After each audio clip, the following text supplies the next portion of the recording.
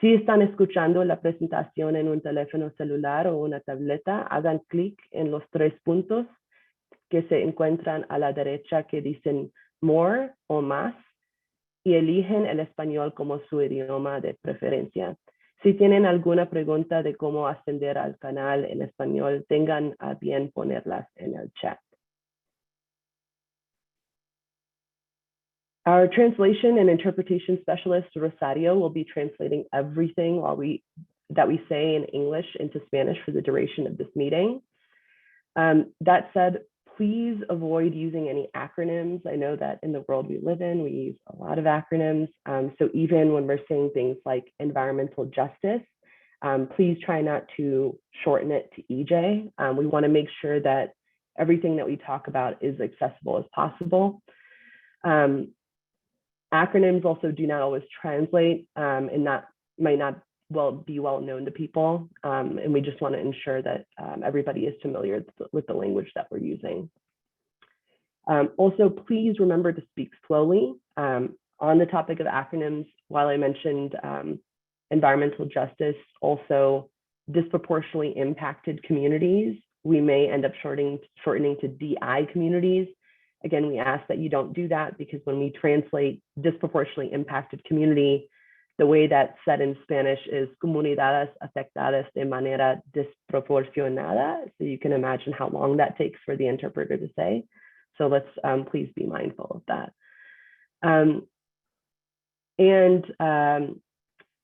Again, please do speak slowly. And Natalie, if you could just drop that, that reminder in the chat.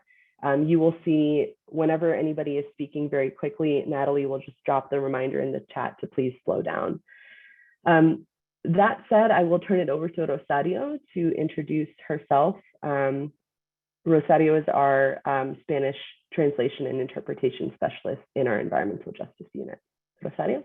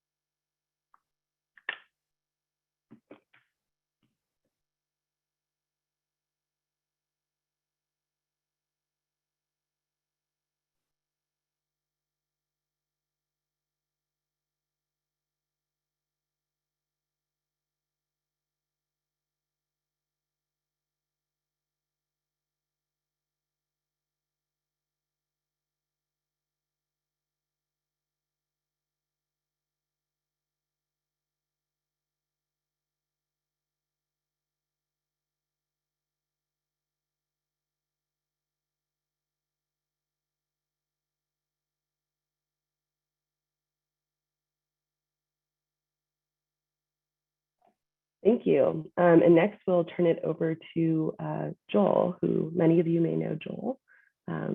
Joel, go ahead and introduce yourself. Thank you, Lumna. So my name is Joel Miner, and I'm the manager of the Environmental Justice Unit at CDPHE. I use he, him pronouns, and I'm a lawyer by training with a background in atmospheric science. I've been at CDPHE for 6 months, actually as of today, and as the Environmental Justice Program Manager, I get to work directly with our disproportionately impacted community members and all of our environmental divisions to really work to advance environmental justice. So I'm so excited to kick off today's meeting. And Joel, if you could just ground us in our land acknowledgement and statement of historic harms as well, that would be great. Absolutely.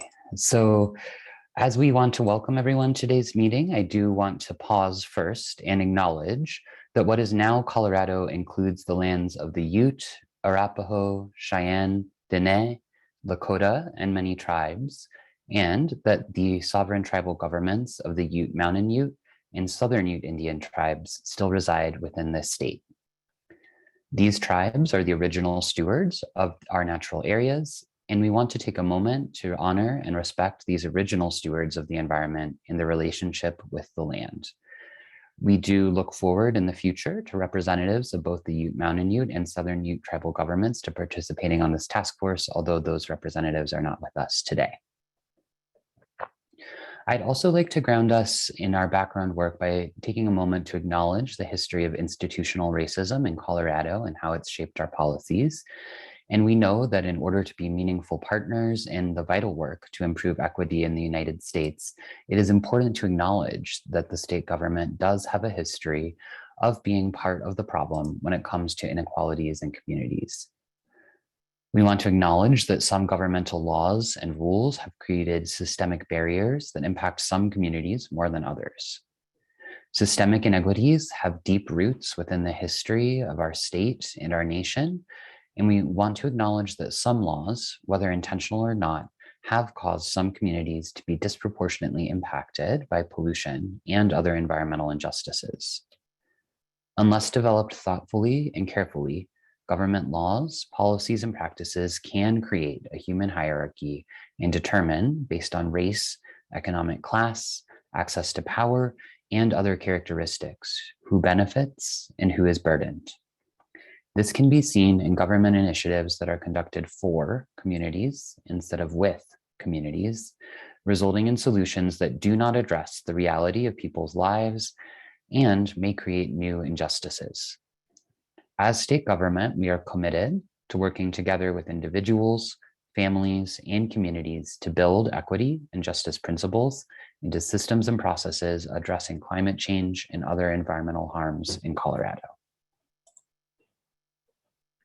Thank you for Joel for grounding us in that language justice or that land acknowledgement. Thank you.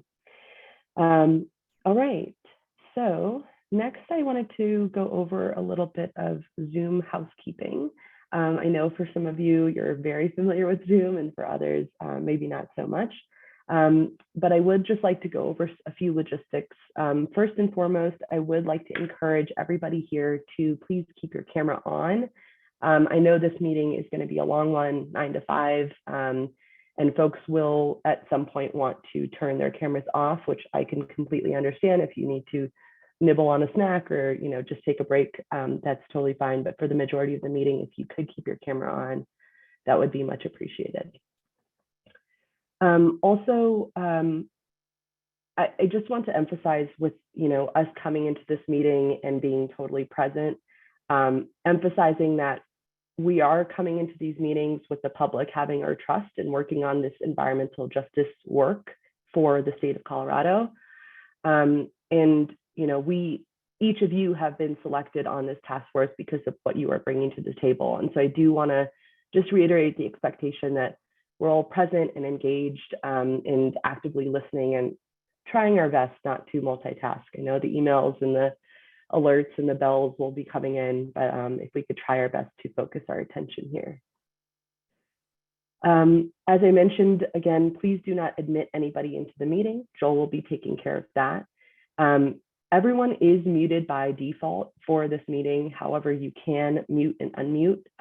You can see that at the bottom of your screen, where you'll see a microphone with a slash through it.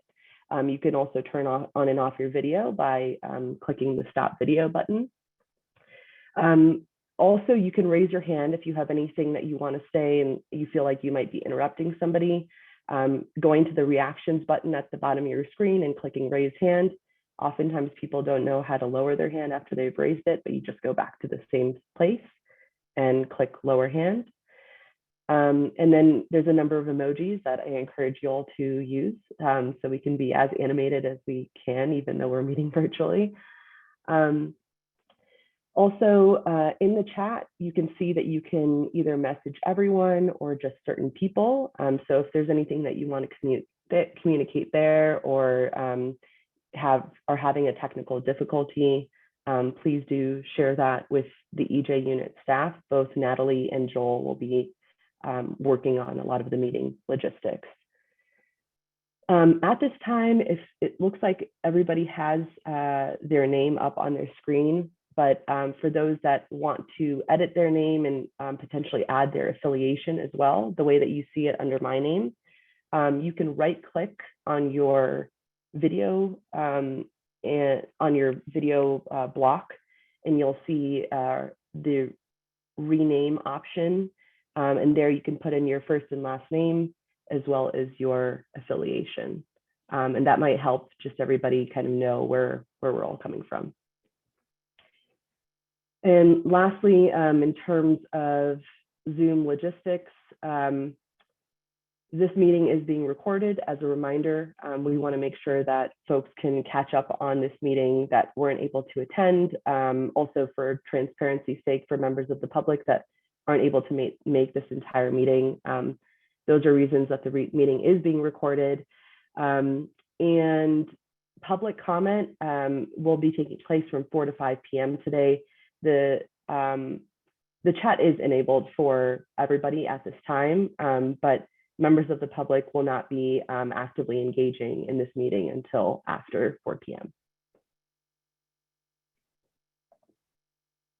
Okay, so that takes us to our introductions. You all have been very patient and quiet as we've joined this morning, and we would love to hear from each and every one of you. There are 27 task force members, so this will take a little bit of time. Hence that we are asking for introductions to please stick to 3 minutes and to not exceed that, because then we'll lose some other time that we need in the agenda. I will have Natalie, our last environmental justice unit staff, introduce herself first. After Natalie goes, Robin Willey will go next. And then after that, we will go in alphabetical order by first name, starting with Arthur. In your introduction, like I said, 3 minutes, please provide your name, your pronouns. So she, hers, or he, him, they, them. Those are examples of pronouns, as well as your statutory role, who appointed you, and any general areas of interest or expertise in environmental justice that you would like to share. And like I said, we will start with Natalie, followed by Robin, followed by Arthur, and then proceed in alphabetical order. So Natalie, please. Good morning, everyone. Thanks so much for being here. It is really exciting to have come to this moment in this journey we're all on. My name is Natalie Eddy. I'm the Air Quality Liaison with the Environmental Justice Unit. I'm an attorney by training, and I've focused much of my work in the last 25 years on international climate justice, advocating for transparency, access to information, community voice, and engagement. Most recently, I was working with the environmental organization Earthworks, where I conducted field work in the oil and gas fields in Colorado and New Mexico in response to concerns and questions from communities living on the front lines of oil and gas. I'm gonna leave it at that, but I really look forward to working with all of you and being part of this process, and appreciate the time and expertise and passion you're all bringing to this space. Thanks so much, Natalie. Robin, do you want to go ahead and introduce yourself? Yes, thanks, Lubna. Hi, good morning, everybody. My name's Robin Willey. I'm currently the Chief Strategy Officer for the Air Division, and I'm grateful for the Health Department for giving me the opportunity to participate on this task force. For the past year, little over a year, I've been working to develop new regulations to reduce methane and co-pollutant emissions from oil and gas that were considered by the Air Commission last week. I think we're really proud about the extent to which they were able to take into account additional reductions in disproportionately impacted communities, and looking forward to continuing that work. And I think if you were listening to that meeting, which I hope some of you were, you saw that the Air Commission is also excited about learning where the work of this task force can take us in improving the efforts of the state in pursuing environmental justice. So really happy to be here. Thank you. Thanks, Robin. And Arthur, once you go next, and just, I think most people have seen this in the chat already, but the order in alphabetical order is listed in the chat. So if you don't know where you are in the lineup, you can just reference that. Awesome, appreciate it. Arthur Ortegon, my pronouns are he and him. I'm a partner at Wilkinson Barker Nauer, a firm that specializes in telecommunication and energy regulatory work. My brief history is that I was born in Southern Colorado in Pueblo by 2 immigrant parents from South America, Colombia. Then I went to the East Coast for education, where I spent a considerable amount of time in the federal government. Then I moved back to Colorado, where I spent time in the state government, local government. After about 10 years on the public sector side, I moved to the private sector side, where I worked for a telecommunications firm and a transportation micromobility firm. And then that's when I moved into this firm to help the energy and telecommunication clients really engage properly, not just with government, but the community as well. And so I'm excited to be here. I'm excited to serve. Once again, coming from Pueblo, I'm very familiar with the idea of environmental justice and how certain communities have to give a little bit more for our energy system and our utility kind of system. So certainly have some perspective on that. And so excited to be here. Thank you, everyone, and looking forward to working with you all.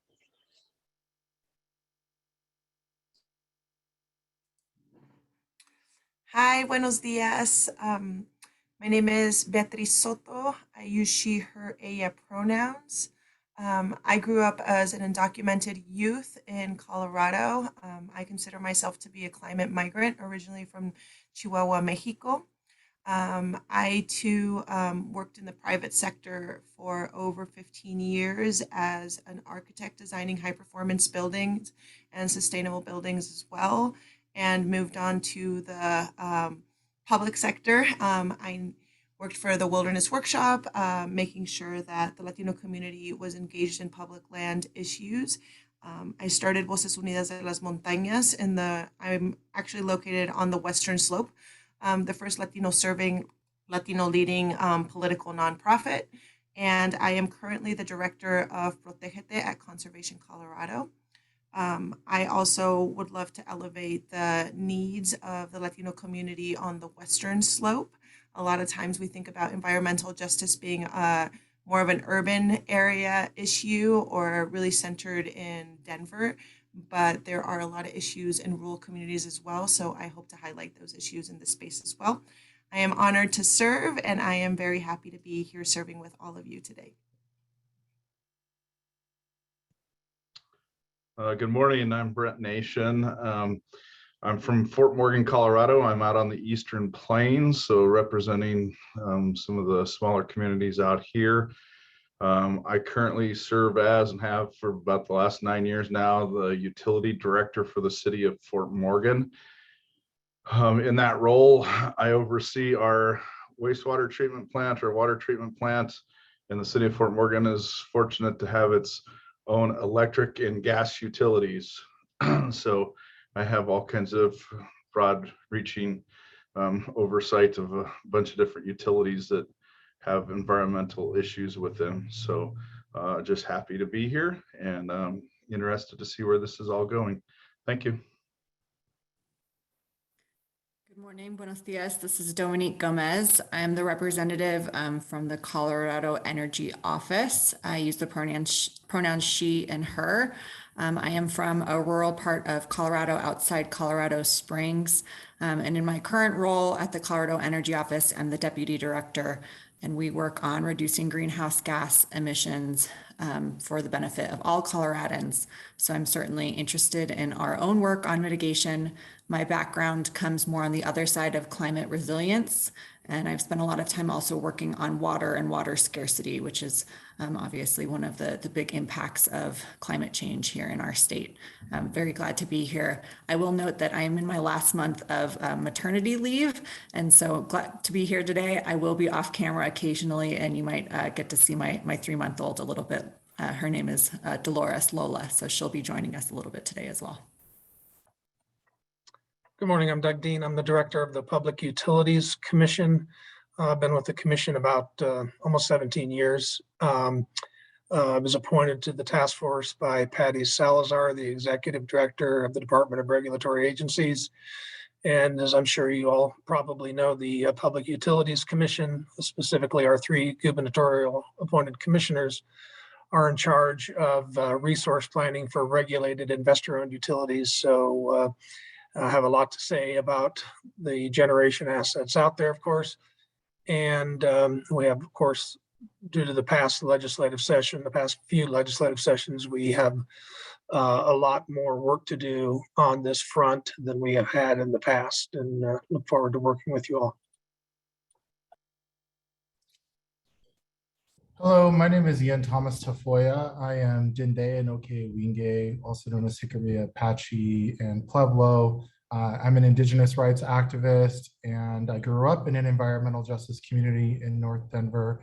My own front yard being a remediated Superfund site, and basically living next to a large port which produces a whole host of toxics in North Denver. I have worked for 3 branches of local government. I've worked at all 3 levels of American government. I ran for Denver City Council on an environmental justice platform and directed other state and local races.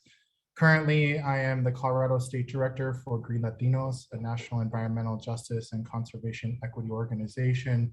I have won recognition for my work from the Regional Council of Government and the Regional Air Quality Council, as well as being named a River Hero by the National River Network this year.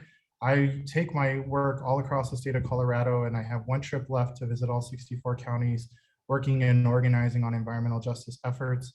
I've engaged in environmental justice efforts from my own ballot initiatives, lawsuits against the government, regulatory proceedings in multiple places, and I'm working diligently to pass the actual law 1266. I hold a bachelor's in political science, a minor in Native American studies. I have a water certificate from the One World Water Center at Metro State. Before I was in politics, I was an early child educator, so I'm very interested in how we talk to youth and to people about environmental justice. And then lastly, I have a horticultural therapy accreditation from Colorado State University.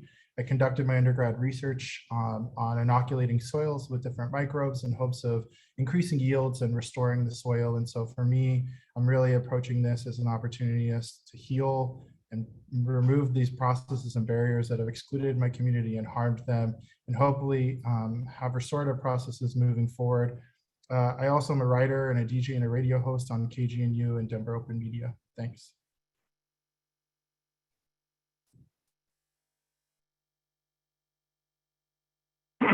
Well, good morning, everybody. My name's Gary Arnold.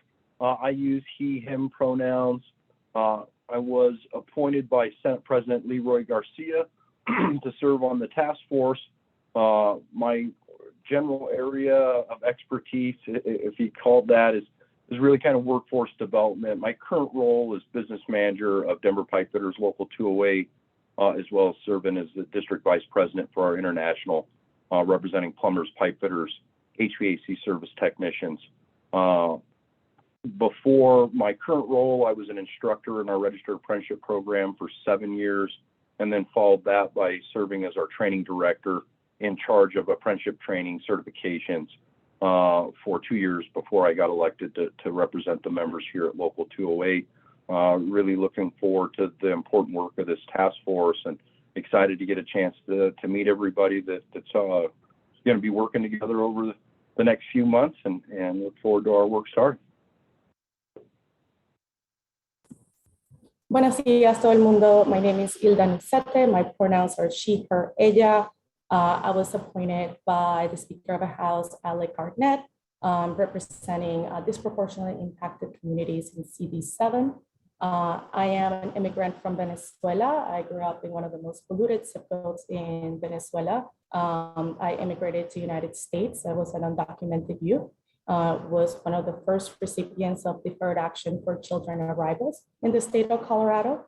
After arriving to the United States, I have dedicated my life to expanding democratic access, civic engagement, and working on environmental justice. As I currently serve as a co-chair for the Health Equity Commission, and I'm a civic engagement director at the League of Conservation Voters, working to close the voter engagement and voter registration gap in communities of color across the United States.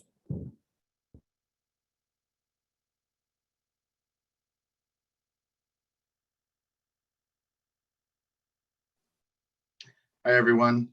My name is Jameson Valdez, although most people know me as Jaime or Jamie, and I've grown up answering to both Jamie and Jaime, and so I don't really have a preference.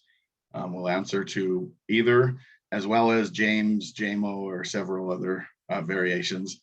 I am a multicultural native of Pueblo, Colorado, with multi-generational roots here in Southern Colorado. I was born to a very strong yet compassionate and nurturing single mother of multicultural descent. On my mother's side, we've got a wide range, including Latin American, Indigenous, Spanish, Irish, and others.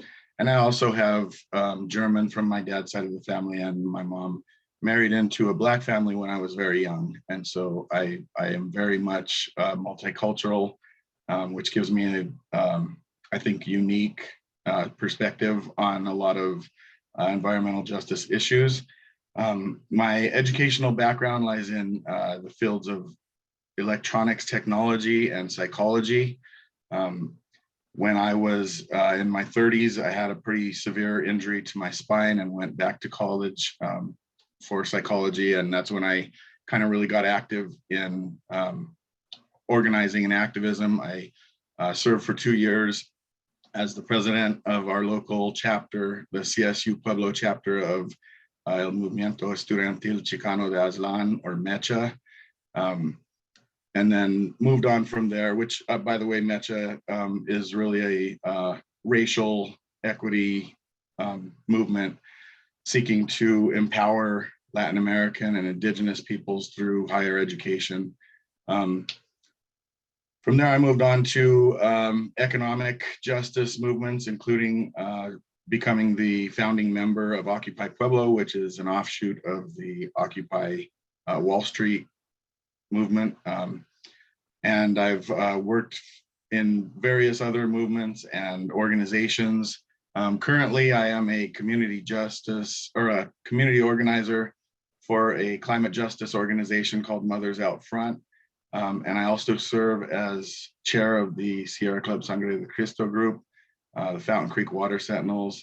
I serve on the statewide executive committee for the Sierra Club, and I also serve as the state chair, environmental justice chair for the Sierra Club. And I'm excited to be a part of the effort to bring more justice to our disproportionately impacted communities, which includes my community of Pueblo. So excited to be here with everyone and to do this important work with all of you.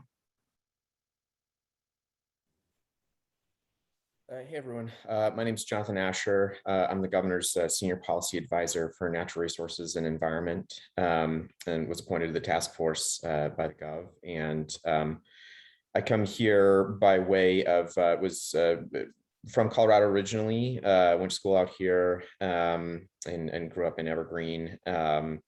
Spent some time out on the West Slope before I decided that the kind of,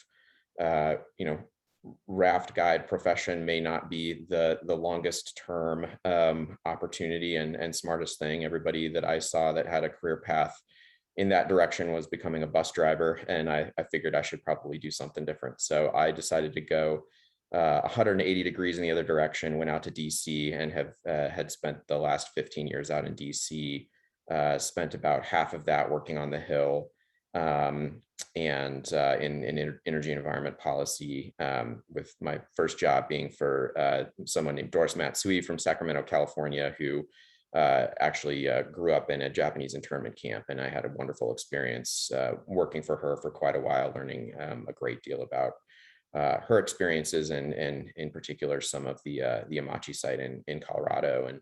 And from there worked for the governor when he was on the Hill, and then moved out into the nonprofit world, working on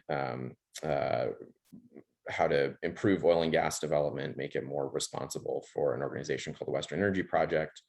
Then received an appointment by President Obama to the EPA, where I worked a lot on the Flint response. And so I would say that's a primary experience for me with environmental justice, and one of my exciting perspectives of being with all of you and working with all of you, because I got to see firsthand the impact of, in particular, state government on environmental justice, and how important it is for us all to be aware of those dynamics and keeping an eye on all of the potential impacts that we have on a daily basis. So worked a great deal on kind of the response to the Flint crisis at the EPA. And then most recently, I'm coming back to Colorado and back to the governor's office from the Wilderness Society, where I worked on the Land and Water Conservation Fund in particular, and conservation funding for a number of years. So super excited to be back in Colorado and equally excited to be working with this amazing group on this important issue. Thanks, Jonathan. Good morning, everybody. My name is Jordan Beasley. I'm the policy advisor and legislative liaison for the Colorado Department of Agriculture. My pronouns are he, him. In addition to that role, I'm also serving as the interim director of the Agricultural Drought and Climate Resilience Office, which was created by the legislature last year. My position was appointed by the governor, and I've worked for several kind of land conservation and environmental nonprofits in Colorado, as well as held several different roles at the Department of Regulatory Agencies before coming over to the Department of Agriculture. Really excited to be here and participate in these conversations. Thank you.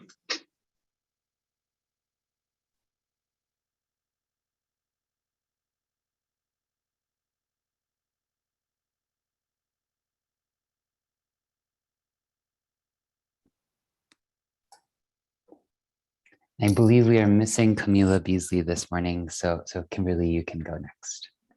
Great, thanks, Jill. My name is Kimberley Mendoza Cook. My pronouns are she, her. And I was appointed to represent Congressional District 7 by Minority Leader Hugh McKean. And my background, or currently, I actually work as the policy and advocacy director for Occidental. I manage our national policy for air and oil and gas, as well as carbon capture utilization projects across the US. And I work really closely, specifically in Colorado, with the Colorado Oil and Gas Commission, as well as the Colorado Department of Public Health, recently working very closely with Robin and her staff on the recent rules that were passed last week. My background actually is development. I did a lot of residential development, both in Nevada and Colorado, before moving to Colorado in 2003, working really closely with our local governments and communities from a development perspective, and looking at establishing community outreach and formalizing development projects. I also serve on the Jefferson County Planning Commission, and so continuing that local government work with the county on the Planning Commission. One of my primary roles at my organization is to work on community engagement, and working not only with our directly impacted communities, but also our community partners throughout the areas where we operate. I'm very excited to be part of this. I'm really looking forward to learning from everyone on this task force, and looking at what policy looks like, what community engagement looks like, and how we can all work together to look at environmental justice across the state. So thank you all.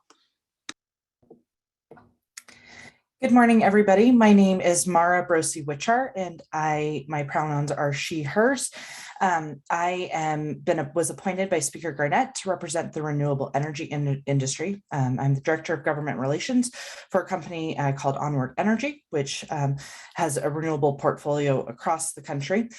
Previously, I had worked at CDPHE as policy and legislative liaison, and also working specifically within this work at the legislature. It was exciting to see a lot of this legislation passed, and I'm thrilled that I get to be a part of these conversations that are incredibly vital to the future of Colorado, and really the rest of the country as well moving forward. So I'm excited for this work, and thank you for letting me be a part of it.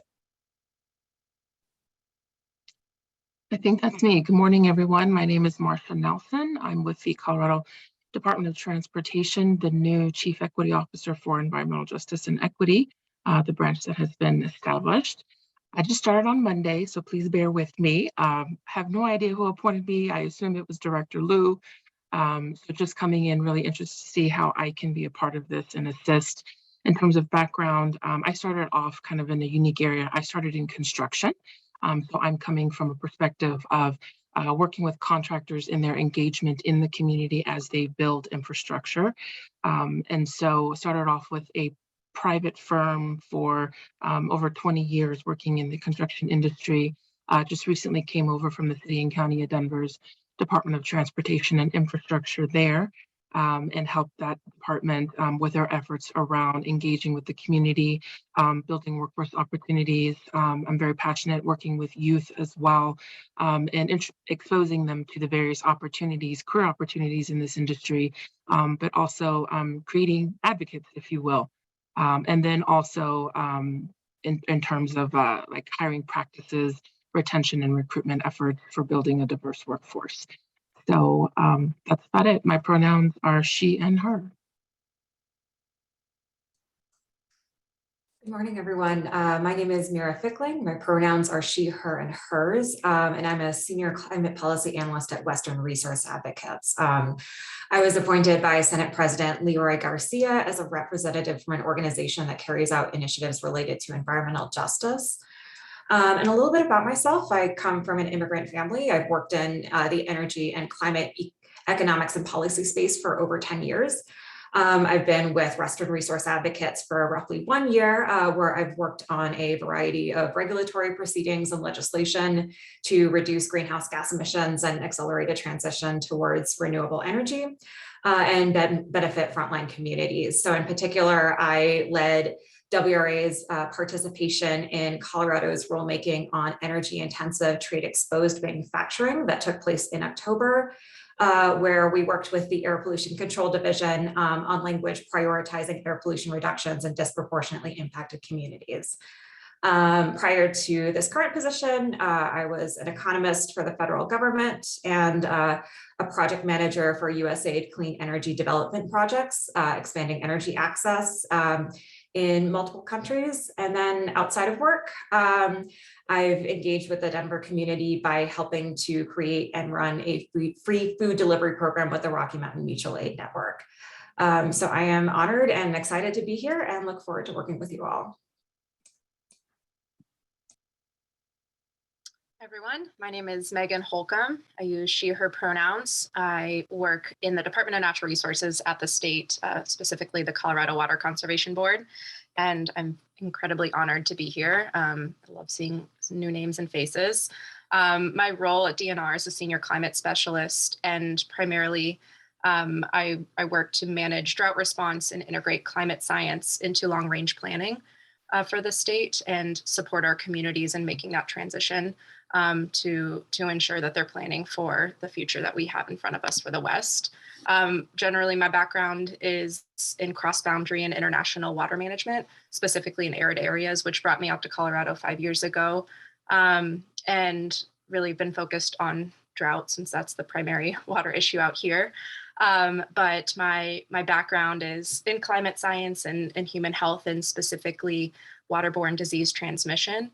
And the connection to seasonality. So how our seasons change and how it affects human health, animal health, and really how we plan to move all of our systems to match the changes in our water resources, especially cross-boundary, transboundary resources. So I have been working at the state for a few years. I am on my way out in the spring. But one of my big focuses of the last few years has been creating basically an interagency climate group to connect all of our climate specialists across the state so that we can support our communities with multi-industry support and not just working in the silos of our own departments. And that has been wildly successful, and I look forward to seeing that grow and support our communities. Thanks for being here.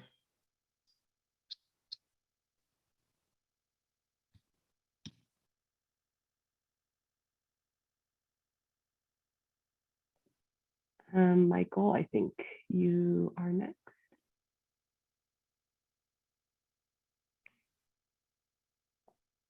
Did we lose Michael? I just saw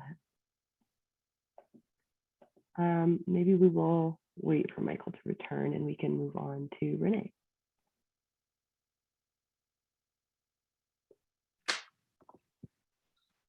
Umato Quali Tlanetzi, Clasokamati Omato, Clasocamatia Tatonatu, Clasocamati Tonantinclali, Clasocamati Abuelitos, Abuelitas, and all the ones that came before and all the little ones to come. My name is Renee Malar Chacon. I am Dene, Chicana, and Filipina. So my family's been here since before Colorado was a state. In fact, Colorado has two Dene Navajo Sacred Mountains in southern Colorado, specifically near the San Luis Valley, which is where my family is from. I am a cultural educator at Women from the Mountain, an Indigenous woman-led nonprofit. And even here in this space, I do not see the authentic representation of the Cheyenne, Arapaho, Lakota, and original nations of 48 tribes, which means 48 diverse communities that still reside and travel through these spaces, which we actually have to document better than the US Census. So we are still in this space, we are still in these spaces, and to rename and reclaim with authentic restoration, we need to be able to provide incentives and call back the communities that have been disproportionately impacted since Indigenous communities. So I actually work as a cultural educator in that way. My bachelor's was from CU. I actually used to write for Rocky Mountain News, Denver Post, and the Daily Camera as one of their first diversity writers, especially the Daily Camera for Indigenous reporting. I have a master's in transformative education. My husband was a nuclear engineer for the US Navy for 10 years, so we traveled all over. And now he is a solar engineer for the Western region of the United States. And I live in Commerce City, Colorado. I went for Commerce City Council Ward 3, but lost, and I would do it again in understanding what does it mean to restore our spaces and our homelands with actual restoration. So I teach a lot specifically on how to be an ally and accomplice in our communities, and whether you're really ready to be an accomplice to disproportionately impacted communities in a system that is not broken, but is working as designed. So I work a lot in education, a lot with every sector of understanding DIC, especially Indigenous communities when we're badly misrepresented, all the way to missing and murdered Indigenous relatives, which I also work on a task force there to expand the database in urban spaces. So I work a lot with Indigenous communities locally and even internationally. So I'm honored to be in this space in any way that we can actually fight for representation and authentic justice for those communities. I'm down. Thank you.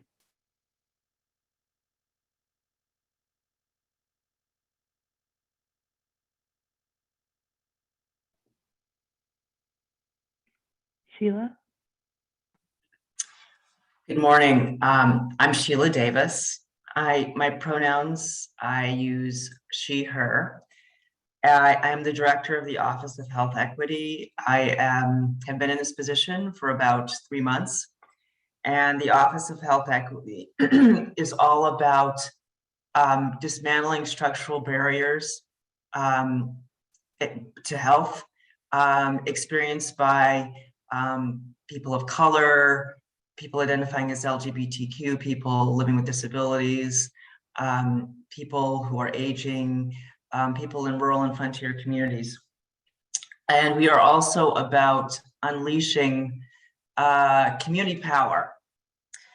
I have been in this, professionally, I am a physician, and I also have a background in environmental justice. And I've been part of the health equity movement for about 21 years. The first 11 were spent in Washington, DC. And during my time in Washington, DC, I was the associate director of the research arm of the National Medical Association, which represents the interests of physicians of color and the patients that they serve. And during that time, I had the opportunity to work with the public health department of New Orleans around, or I should say, soon after Katrina. And this is when my interest in environmental justice was ignited. And so I'm very excited about the work of this task force, and I like my previous speaker's idea about cultivating accomplices. Thank you. Good morning, everyone. My name is Trisha Oath. I go by she, her pronouns. I was appointed by the governor because I work at the Colorado Department of Public Health and Environment and having expertise in water quality. I have been working professionally in water quality law and policy for over 15 years. I have spent most of my career working in public interest, both in law and environmental policy. At CDPHE, my current position is Director of Environmental Policy. And in that space, I manage our new environmental justice unit and also really work to integrate environmental justice work into all of our environmental programs throughout the department. I'm so honored to be here with all of you and so grateful for the amazing experience and expertise that all of you are bringing to this table, and I'm really looking forward to this discussion. Good morning. My name is Tyson Johnston. I go by he, his, he, him pronouns. I was appointed by Minority Leader McKean for this. I also am the chair of the Energy, Environment, and Natural Resource Cabinet for Senator James Coleman. My background is in oil and gas. I've been in oil and gas for almost 18 years. Right now, I work for a natural gas producer in Colorado, and I'm proud to be a part of this industry because I think we've done a lot since 2008. I've been an active participant in all the rulemakings, changes that we've made to better the industry. I'm a huge proponent of natural gas as a bridge to the future. I'm all about progression. I think that this type of group is exactly what is needed more often in many other things as well, not just limited to energy. But I am really looking forward to learning from all of you. I grew up in Steamboat Springs. I'm an avid fly fisherman. I have a beautiful family. We spend a lot of our time outdoors. The Colorado's environment, as well as the environment of this planet, is very important to me. And how we progress into that is even more important for my children and my children's children. I am culturally, I'm multicultural, primarily Black and Caucasian. I spend a lot of my time now working with leaders of the Black community to try and find ways to improve not only the progression, but the equities that are in our current culture and change those. So this is something that I'm passionate about, and I'm really looking forward to learning from everyone. I think of things as an economist, so I'm probably going to ask a lot of questions in regards to cause and effect when it comes to the things that we discuss. And I look forward to meeting everybody someday in person when we don't have to worry about COVID. Thank you.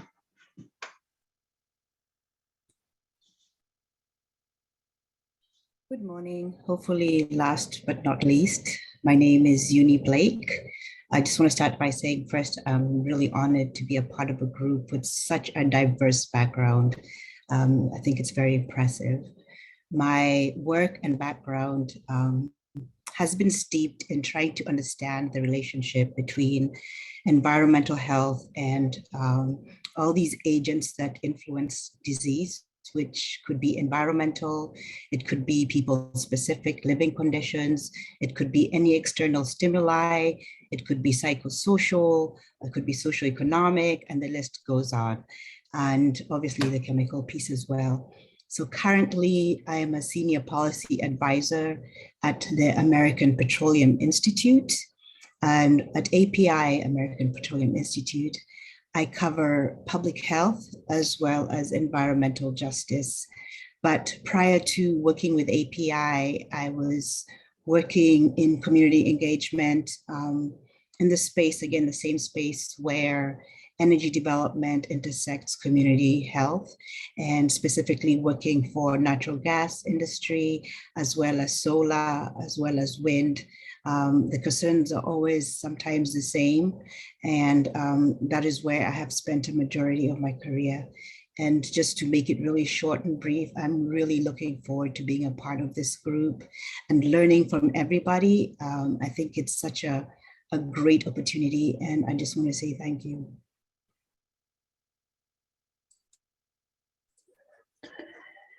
Thank you all for introducing yourselves. I know that I feel inspired having heard about the many perspectives and experiences and expertise that you are all bringing to the table. It was really wonderful to hear.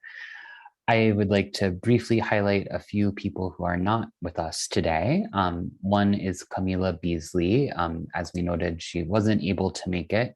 She was appointed by Senator Minority Leader Chris Holbert to represent the interests of people of color. She previously worked at Great Western Petroleum, which is an oil and gas company, and just took a new position with Newmont Mining, which is why she was unable to join us this morning. Additionally, House Minority Leader Hugh McKean initially appointed Weld County Commissioner Stephen Moreno to serve on the task force as a representative of a local government. Commissioner Moreno had to decline his appointment given other obligations that arose. So we are trying to work with the House Minority Leader to find his replacement. Additionally, there are 2 seats on the task force reserved for representatives of our 2 sovereign tribal governments in Colorado, the Ute Mountain Ute Nation and Southern Ute Indian Nation.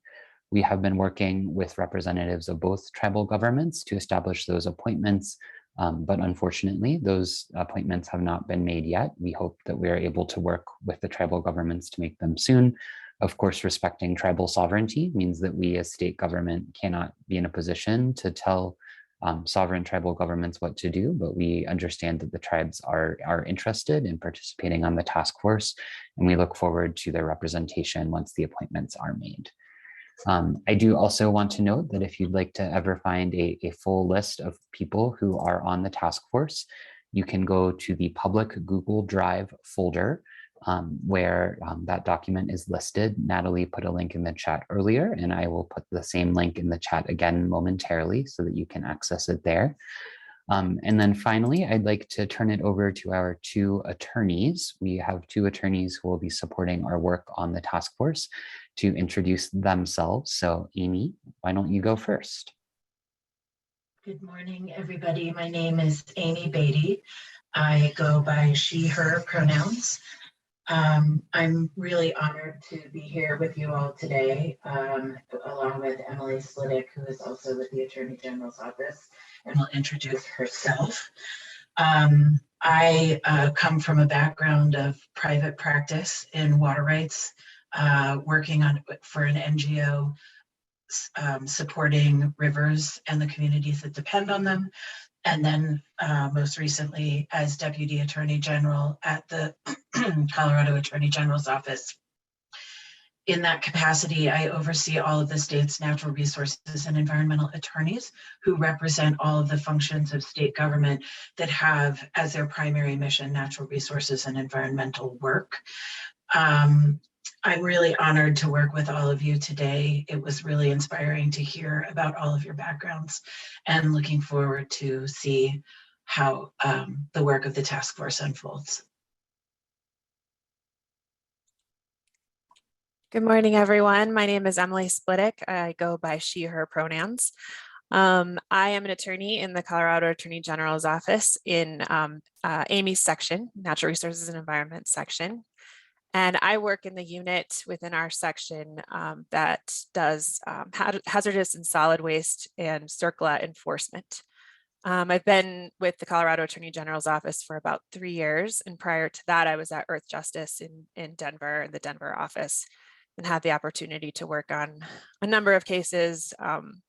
Most importantly, one that we were fighting the expansion of the West Elk coal mine in Western Colorado near Paonia. That was a very meaningful experience for me. I love the work that I do in the Colorado Attorney General's office supporting CDPHE. I'm happy to meet all of you and get the opportunity to work with you.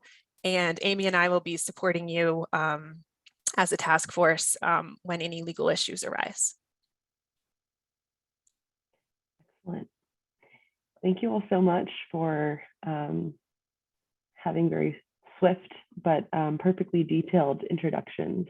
Very much appreciated, and I feel like we have an incredible group here, all from different backgrounds, and there'll be a lot of different perspectives to share as well.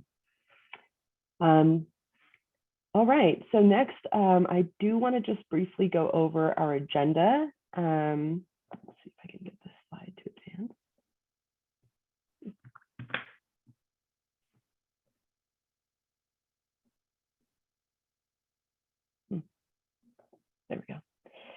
Okay, so here is an overview of our agenda. You all saw a version of this in the calendar invitation that I sent out.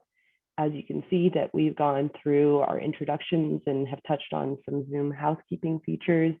Again, if any of you are having any technical difficulties, please do chat Joel or I directly. We can help you out with that. After reviewing this agenda, we will take a very short break, just a 5-minute break. So, folks can get breakfast or do whatever you need to do.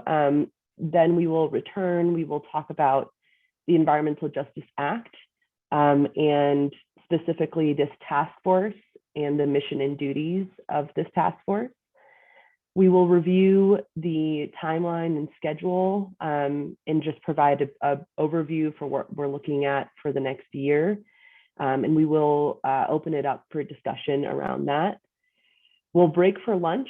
And when we say break for lunch, this will actually be a working session, an executive session on open meetings law, Colorado Open Records Act, and a number of other things, including conflict of interest. And the two attorneys, Emily and Amy, who just introduced themselves, will be available to answer any specific questions that you might have. That session, the lunch session, starting at 12:15, will be a closed door session and not open to the public. That meeting, however, will be recorded. Starting at 1:30, we will discuss ground rules and bylaws. We will present out on the bylaws that we have drafted and then open it up for discussion to see if there are any, if there's any feedback or edits that people want to make. We'll then talk about electing a chair and just do an overview of duties and nominations. Considering our time constraints today, we're thinking that we will hold off on the actual election of the chair until our February meeting, but at least we'll just go over the duties and be open to taking any nominations. At 3 p.m., we will talk about the different subcommittees that we can potentially form. We are coming to the table with an idea of what those subcommittees can be, but again, we will be opening it up for discussion to see if there is any feedback around that. We will then go ahead and form those subcommittees and pick subcommittee leads, anybody that wants to volunteer for those roles. At 4 p.m., we will open it up for public comment. There are a number of people who have already joined the call that are not task force members. The Zoom link is available for anybody to join at any time. We have about 12 to 15 people who have signed up to provide public comment. And if there is any people between now and then that would like to sign up, they may by just putting something in the chat or signing up using the Google form that is available on our website. And then at 5 o'clock, we will adjourn. So this is the agenda, the view of the day in a snapshot, and we will break for about 5 minutes. So if we could return at 10:10, I'll see you all then.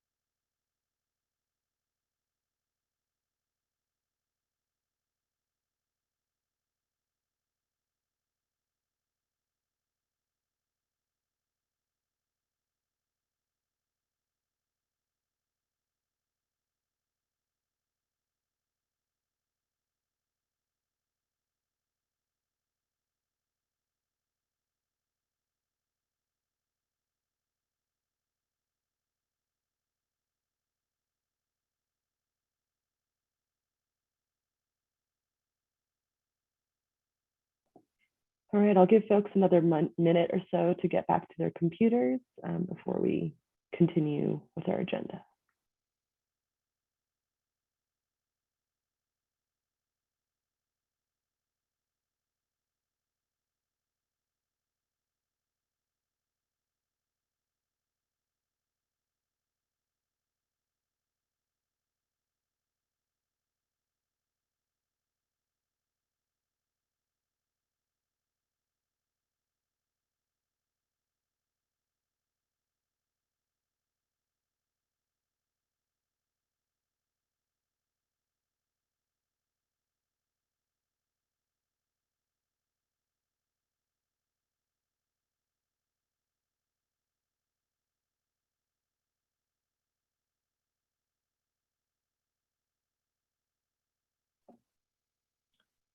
Okay, it looks like we have most people back.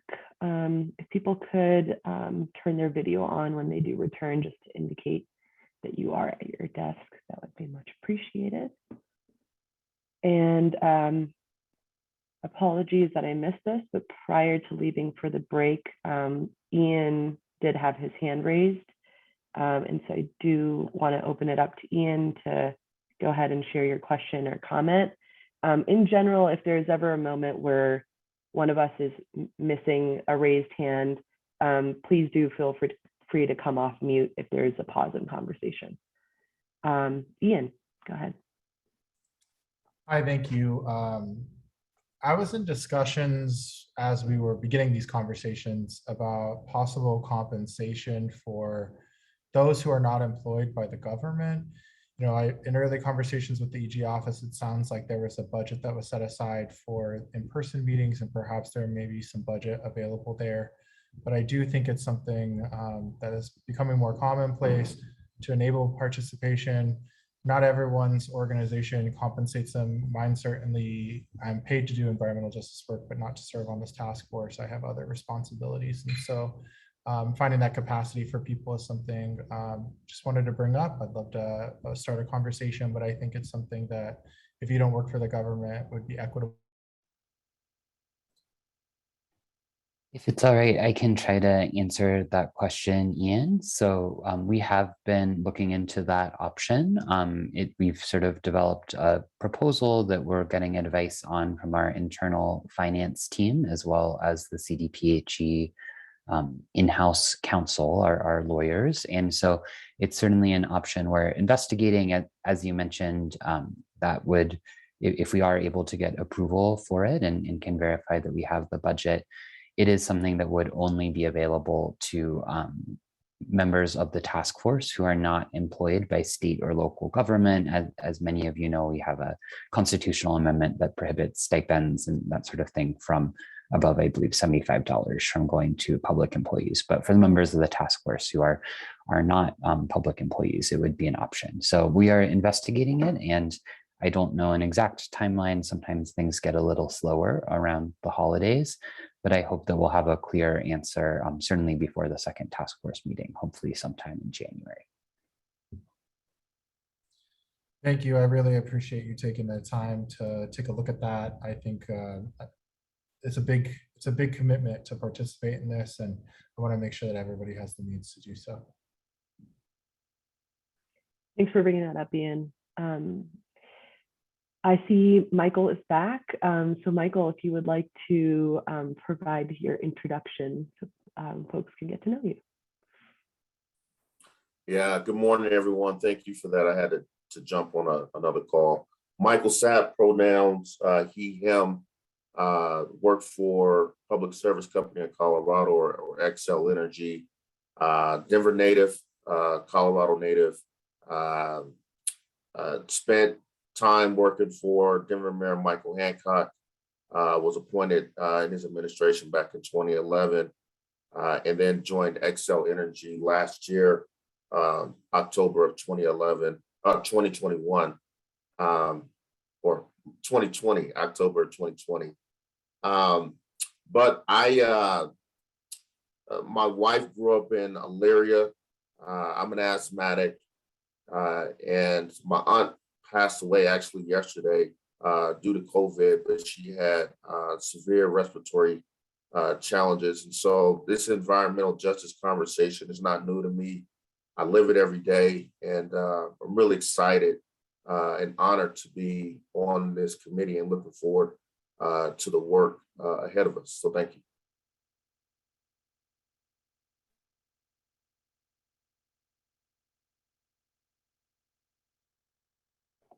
Thank you, Michael. I'm so sorry for your loss. All right, so moving on in our agenda, thank you all again for introducing yourselves and bringing up some key issues. We will start to get into the bulk of our meeting now. First and foremost, we wanted to share information about environmental justice and the Environmental Justice Act. I just want to keep in mind that some folks here are relatively new to the environmental justice field and have worked in environmental justice in more indirect ways. And so to start off, I would like to ground us in the definition of environmental justice that is provided through CDPHE. So environmental justice recognizes that all people have a right to breathe clean air, drink clean water, participate freely in decisions that affect their environment, live free of dangerous levels of toxic pollution, experience equal protection of environmental policies, and share the benefits of a prosperous and a vibrant pollution-free economy. This is the definition of environmental justice as we are coming into the work of the task force. And I would also like to provide just some high-level details about the Environmental Justice Act that passed in July. For those that want to review the bill language or bookmark the bill for future readings, we will be dropping a link to that bill in the chat. That is House Bill 21-1266. So this portion of the meeting will just review the Environmental Justice Act, provide the distinction between the task force and the advisory board, and get into the mission and duties and the powers of the task force. This is information that we lightly reviewed during the one-on-ones I had with each of you. So some of this information may be already familiar. But again, as this being the first meeting, we just want to make sure that we're all grounded in the same information.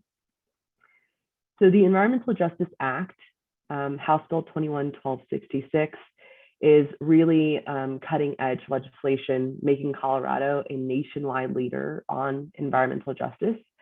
And while there are other states that also have some laws focused on environmental justice, including California, Washington, New Jersey, Colorado's law is truly groundbreaking in its scope, its comprehensiveness, and the resources it dedicates to advancing environmental justice within CDPHE. And I believe Joel has dropped a link to that in the chat. Yes, thank you, Joel. And so for folks that haven't had a chance to read the statute language yet, that link is in the chat and you can bookmark that for later reading. Briefly, the Environmental Justice Act declares environmental justice to be a statewide policy. There are many specific requirements for the Air Quality Control Commission. And I will just provide some high-level details, and you can see here on the slide that through this act, there are two major board bodies that were formed, the Environmental Justice Action Task Force, as well as the Environmental Justice Advisory Board. And I'll touch on some of the differences between those two boards in just a second. It also creates an environmental justice ombudsperson position. This is going to be a really critical role within the environmental justice unit. This person will also be working directly with the advisory board to develop a public complaints process. And I mentioned during each of our one-on-ones, we are still accepting applications for this position. So if you all could continue to circulate that job posting, that would be much appreciated. The Environmental Justice Act also provides a definition for what disproportionately impacted community is. And so we will just review that very quickly. So the definition of disproportionately impacted community based on the statute language is a community with census block groups with one of three of the following demographics: more than 40% low-income households, more than 40% people of color households, more than 40% housing cost burdened households, communities with a history of environmental racism, and communities where multiple factors cumulatively contribute to persistent public health and environmental disparities.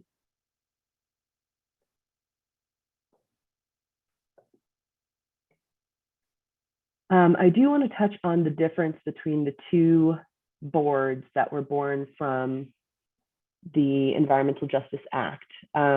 Starting off with the Environmental Justice Advisory Board. This is a permanent body made up of 12 members. And so this board will be here for many years to come. And one of the primary things that they'll be tackling as they start their work in January is developing and implementing an environmental justice grants program to fund community-based environmental mitigation projects in disproportionately impacted communities.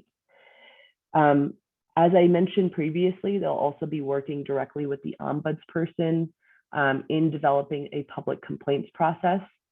And in addition to these two things that I just mentioned and that are here on the slide and the table, they will also be making recommendations on environmental justice policy matters and advising CDPHE on best practices for engagement. So that's a little bit about the advisory board. The task force, which you all are a part of, is temporary in nature. This is a 27-member body, and our primary task here is to develop a state agency-wide environmental justice strategy and a plan to implement that strategy. As members of the task force, you all have a very critical mission to fulfill. We must develop a comprehensive whole of government environmental justice plan with recommendations for the governor, for the legislature, and for CDPHE by November 14th, 2022. That is the deadline that we are working towards. And among other things, as task force members, you will be charged with establishing goals for reducing environmental health disparities in disproportionately impacted communities and making recommendations on whether and when equity analysis should be conducted in conjunction with certain types of environmental decisions, like rulemaking and permitting actions. Also, please keep in mind that as we embark on this work, we will need ample time outside of just these 6 meetings that I highlighted during our one-on-ones. And we will be able to collaborate outside of these meetings on a public Google Drive. The link to that Google Drive has been dropped in the chat before, and Joel can drop that in the chat again. You will notice that the Google Drive has a folder for meeting 1. We will be creating a parent folder for the Google Drive as well. And I'll send that out to you all in a separate email. Also, if you don't have access to the Google Drive or having any trouble getting to any of the resources, do let us know in the chat and we can help out with that. Okay. Oh, and I also did want to share this. You will be able to see this in the Google Drive itself, but this is a full list of members. You can see this covers everybody that just introduced themselves and what the statutory role is. As Joel mentioned, we are still waiting on 3 appointments, but this is a good snapshot for you all to kind of look at and kind of see who the group as a whole is and how we're coming together. I'm going to quickly switch gears and get into the mission and duties of the task force. So I will be closing out this PowerPoint. So just give me a moment. But again, you can access this list by entering that Google Drive. And this is PDF'd in both English and Spanish. All right. I'm just going to stop sharing my screen and we'll start sharing the bylaws. And I will pause for a second to see if there are any questions or anything in the chat before we move forward. Yes, and Renee, I just saw that you asked if we could, okay, that's been resolved, cool. The ombudsperson job posting is in the chat. Patricia is asking if materials will be made available in other languages. It is possible that we will try to make some materials available in other languages, but for the time being, all materials we are focused on translating into Spanish. If there are suggestions on other languages, please do share that.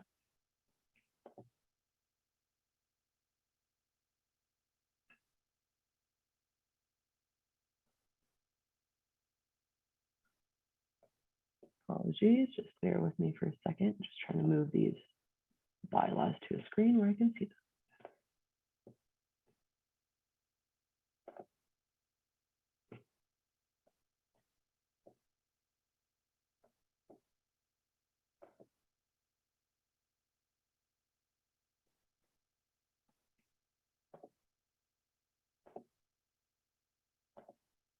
All right. Hopefully you all are able to see this. So these are our bylaws. Again, if you would like to follow along on your own computer, you can access these through one of the files that is available in the Google Drive. I have shared information regarding this first page already, and so we will just jump right into the mission of this task force. And I will just be going through this fairly quickly. If anybody has any questions or comments for task force members, feel free to come off mute or raise your hand. All right, so getting us grounded in the task force mission. The mission of the task force is to propose recommendations to the General Assembly regarding practical means of addressing environmental justice inequities by promoting environmental justice across state agencies and improving collaboration among state agencies in identifying and addressing the human health and environmental effects of programs, policies, practices, and activities on disproportionately impacted communities. Secondly, regarding our mission, we will be improving cooperation on environmental justice initiatives between the state government, tribal governments, and local governments, ensuring meaningful involvement and due process in the development, implementation, and enforcement of environmental laws and policies, and addressing environmental health, pollution, and public health burdens in disproportionately impacted communities and building healthy, sustainable, and resilient communities. All right, so that is a review of the mission of the task force. This is what we are being driven by. And next, I will go over the duties and responsibilities of this task force.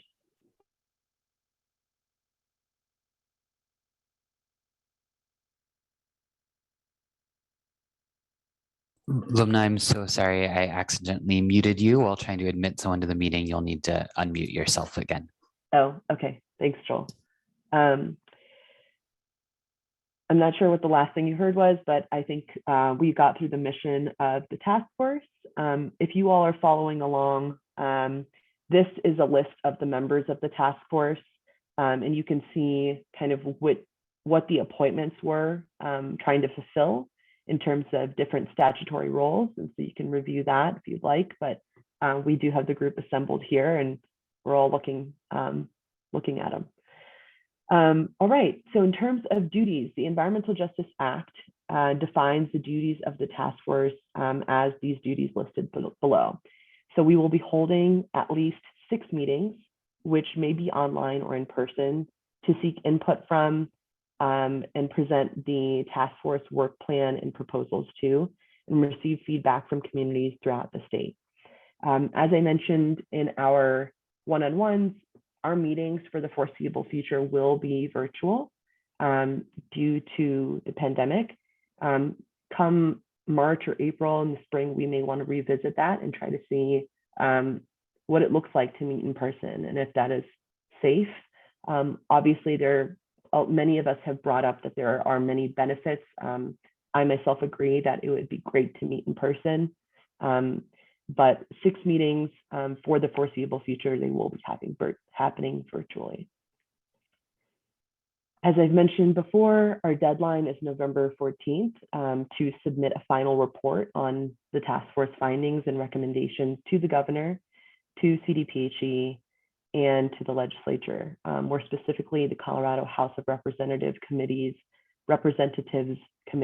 of reference on agriculture, livestock, and water, energy and environment, and health insurance, and the Colorado Senate committees of reference on agriculture and natural resources, health and human services, and transportation and energy. So these are the different committees that we will be presenting our final plan to. We are required to post summaries of task force meetings, draft recommendations, and the final task force report as a public record on CDPHE's website. And the task force will consider proposing recommendations to the General Assembly and Governor's Office and CDPHE concerning the topics listed in the EJIT Environmental Justice Act and the scope of work.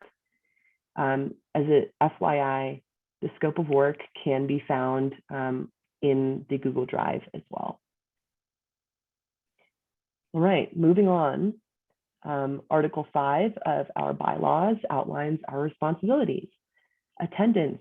So members should attend all 6 public task force meetings and must serve on at least 1 subcommittee. We will be getting into kind of how we will divide those subcommittees later on in the day, but all of you are expected to join at least 1 of those subcommittees. As a member, you may not miss more than 2 public task force meetings and no more than 2 subcommittee meetings. And if a member misses more than 2 public task force meetings or more than 2 of those subcommittee meetings, the department may consult with you, the member, and their appointing authority about appointing a replacement. Regarding department policies, all task force members are expected to adhere to CDPHE policies, including but not limited to the anti-discrimination and harassment policy, diversity in the workforce policy, personal relationships policy, and sexual harassment policy. No individual member of the task force shall make a statement of policy that purports to be that of the full task force without express authorization and vote by the full task force to authorize that member to speak on behalf of the task force. So we will try our best to use I statements and speak about our personal experience and our perspectives that we are bringing to the table, but please, as you are operating in this capacity, do not make assumptions about the task force as a whole.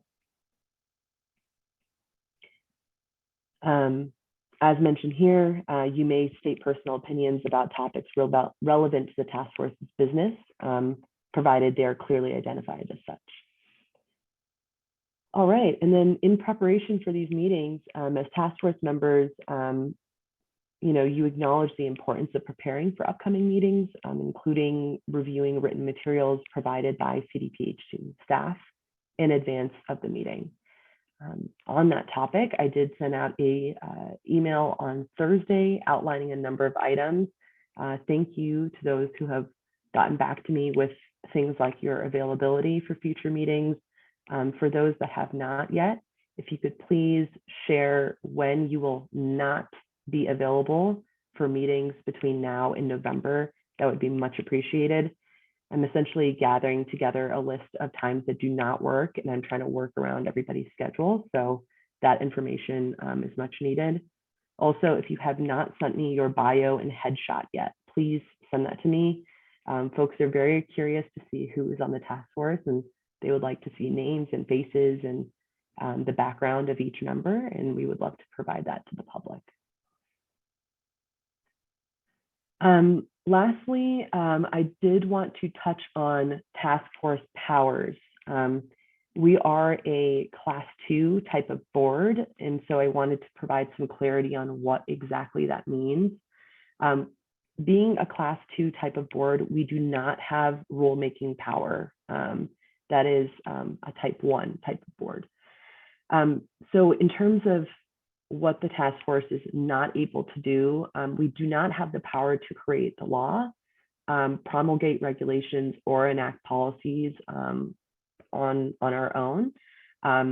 We must make recommendations to other entities instead. So we have that recommending power. We do not have the power to adjudicate rights or responsibilities. For example, we cannot issue or deny a permit. And we do not have the power to compel or subpoena witnesses. We can only invite members of the public to speak voluntarily. On the more affirmative side, on things that we can do, we do have the power to make recommendations to the legislature, to the governor's office, and to CDPHE. These recommendations may be that the legislature should adopt or revise laws or statutes, and the governor's office should encourage agencies to adopt regulations or policies, and that CDPHE should propose or implement regulations or policies. Lastly, on the more affirmative side, again, in terms of what we can do, the task force can also invite experts, including scientists, lawyers, agency staff, and community members to speak and provide insight about specific topics, such as health impacts, laws, policies, and community member lived experience. All right, so that takes us through our task force mission, duties, and our powers. I will just pause here to see if there are any questions or comments, and I apologize for the cadence with which I'm speaking. I am trying to speak particularly slowly so that we can interpret at a fine pace. All right, so I will pause here. If anybody has any questions or comments, please do feel free to ask.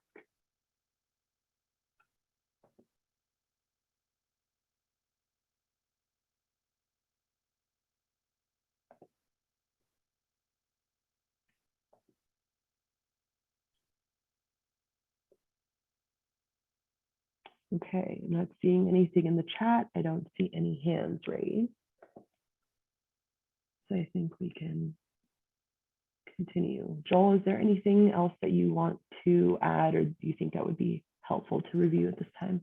I think only that the bylaws, as Lubna presented and is mentioned, are a draft. You all will ultimately get to decide on and vote on what's in the bylaws. So the duties and the mission, the components that come directly from the Environmental Justice Act, you all as the task force members can't change that law, but the rest as related to responsibilities and how you work together, we'll be talking about that later today. So just want to make sure you know that not all of that is set in stone, and you all will have the chance to make recommendations on what should be included in there. So that was the only thing.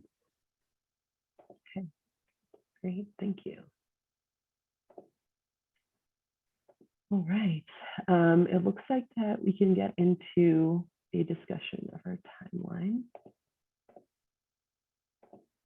Just give me just a moment.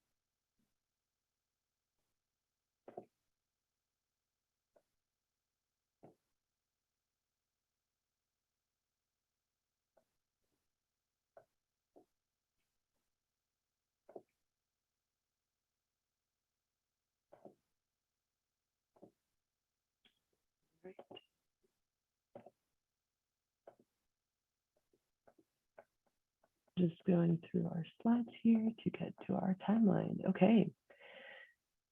All right, so here is a snapshot of our timeline.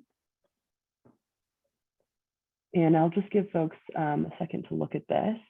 But you can see that this goes from December now until November of next year. We will be having bi-monthly meetings. So if we're starting our first meeting now in December, our next one will be in February, followed by April, June, then August, and our last full meeting will be in October. We will be forming subcommittees this is just a general sense of when subcommittee meetings might take place is between the months where we are not having the bi-monthly meetings. So January, March, May, July, September, it is possible that we may want to meet more frequently than this. For some of our subcommittees, we've suggested that we meet monthly, depending on which subcommittee you're on and kind of the even more specific bylaws, even within those subcommittees, how frequently they want to meet can be adjusted. If you want to meet more frequently than once a month and want to meet every 3 weeks instead, those are obviously options that we can discuss as once we get into those groups. To give you a sense of when we are hoping to have a draft of the environmental justice strategy and the plan to implement that strategy, we are hoping to have it first draft by June. And that will be reviewed by a number of different people. We might want to decide as a group to share it with numerous different entities for some feedback. For example, the advisory board. The advisory board also will be tasked with providing recommendations to the governor. And so I'm sure they'll have a lot of interest in the plan that we are developing. And so after getting that feedback, we will want to have more of a final draft by August. We will be taking revisions all along the way, and our final plan and approval of the plan and the presentation that will be given to the governor and to the legislature, as well as to CDPHE, will be taking place as early as starting in October, but by November. Any questions, comments, anything here? And we're open to discussion about everything that we've talked about so far.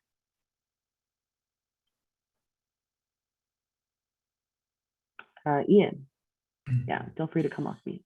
Yeah, am I understanding correctly that the expectation is also to present this to legislative committees? And if so, would that be done actually in the 2023 session rather than at the end of the year, just given their calendar? Or is it an attempt to present to interim committees and then also committees during legislative session? Joel, do you want to address that? Sure, that's a great question, Ian. The Environmental Justice Act, House Bill 21-1266, makes a requirement that the task force present its findings to the committees of reference that Lumna mentioned. That doesn't preclude additional presentations outside of sort of the initial presentation, which I think does seem to envision some sort of out of session meeting. So I think it may be up to both the task force yourselves and the legislature and potentially CDPHE's legislative liaisons as to whether and when it makes sense to give presentations to additional committees after the initial rounds that are required by the law. So there's we obviously have to comply with the minimum requirements of the law, but that doesn't mean that we can't do more as well.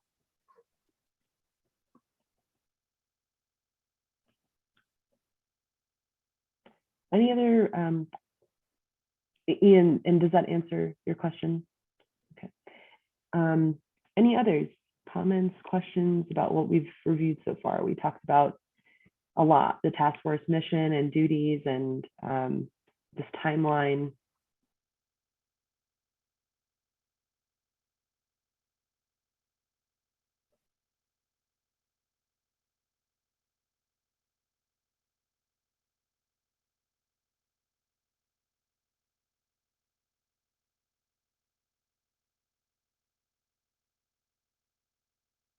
Okay, if we don't have any pressing questions or comments, which it sounds like everybody is taking the information presented as pretty straightforward, which is great. We can go ahead and we're running ahead of schedule, so we can get into executive session a bit early. What I will propose is that we take about a 15-minute break right now and return at 11 o'clock. Emily and Amy, are you okay with starting executive session at 11 a.m.?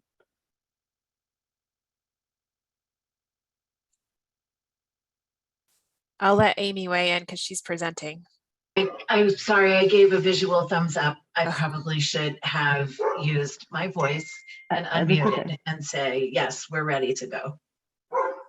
Okay, great. Joel, is that, sorry, I'm trying to keep up with the chat. Yeah, yes, absolutely. I think that that sounds good. And so Amy, Emily, we can start the executive session at 11 after a 15-minute break. For members of the public who are here, I think we can plan to reconvene at 1 o'clock will be our best estimate. And that way we'll have enough time for a lunch break and maybe still stay a little bit ahead of schedule. So I think that probably sounds like the best plan to me, if that works for task force members with a thumbs up. Okay, great. So we'll let Amy and Emily read the magic words that bring us into executive session. Why don't we do that, Joel, when we come, I thought we were coming back in 15 minutes. That also works, yeah. Why don't we do all of that all together when we come back in 15 minutes? And just so folks know, executive session will be taking place in another Zoom room. And you should have that calendar invitation as well as a link to it in the email that I sent out on Thursday. So we will return to this session at 11, to be clear. Amy and Emily will read the magic words that will send us into the executive session. Then you will log out of this session and log into that session. But that will be at 11 o'clock after we break. All right, see you back in a few minutes.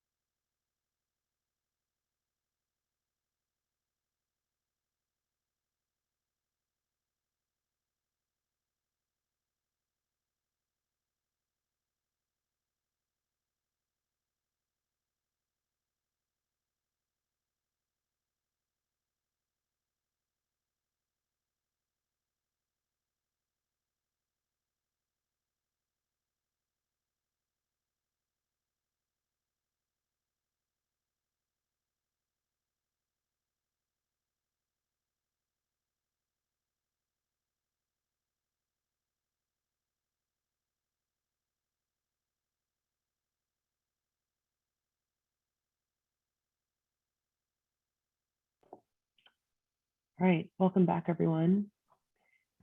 I just wanted to put the agenda back up on the screen. There has been a few questions coming in through the chat about what the rest of the day is looking like. As you can see, we are running very ahead of schedule, but for that reason, we will begin executive session shortly. To be clear, executive session is closed to the public, and so this will be just for task force members. As I mentioned, Amy will provide what's called the magic words that will send us into executive session. Task force members will log out of this Zoom and log into the executive session Zoom. That Zoom link should be in your calendar invitation as well as the email that I sent on Thursday. If anybody has any issues in finding that, we can help you. Joel, if you actually have a moment, well, I guess I don't want to put it in the chat, but yeah, you should have that Zoom link in your email. If you have any issue, please do chat me now and I can send it to you directly. In terms of the remainder of the day, we will be switching the schedule up and we'll be returning at 1 p.m. So for members of the public that would like to rejoin at that time, we will be going over ground rules and bylaws.